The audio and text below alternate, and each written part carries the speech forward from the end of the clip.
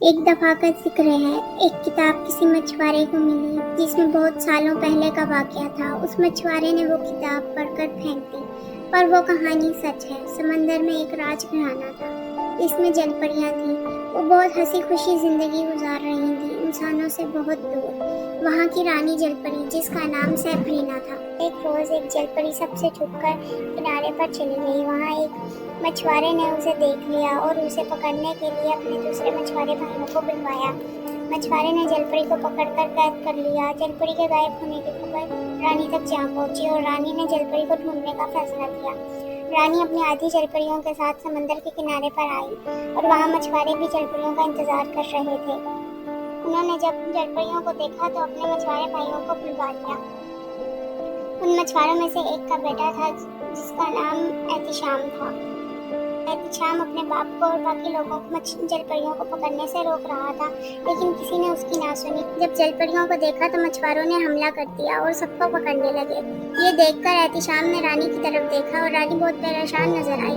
एहतिशाम चीखने चिल्लाने लग गया, जिसकी वजह से सारे मछुआरे उसके पास इकट्ठे हो गए। सबका ध्यान एहतिशाम की तरफ चला गया। उसी दौरान रानी ने अपने जलपरी साथियों को छुड़वाया और समंदर में लौट गई।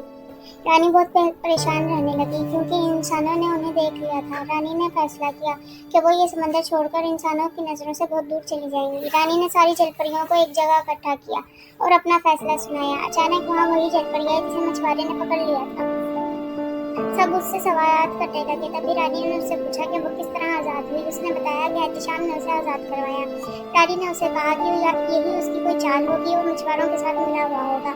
इसे सुनकर जलपरी ने कहा कि नहीं, वो ऐसा लड़का नहीं। रानी ने सबको कहा कि कोई भी आज के बाद समंदर के बाहर नहीं जाएगी और सब यहीं रहेंगी मेरी निगरानी में।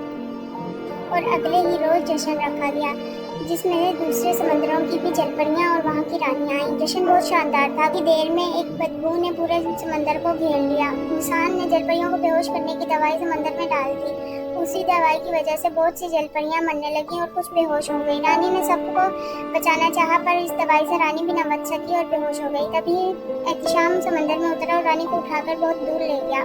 कुछ ही देर के बाद सब मछुआरे समंदर में आए और बेहोश जलपरियों को उठाकर ले गए। समंदर वीरान हो गया, वहाँ मरी हुई जलपरियों के अलावा कुछ न बचा।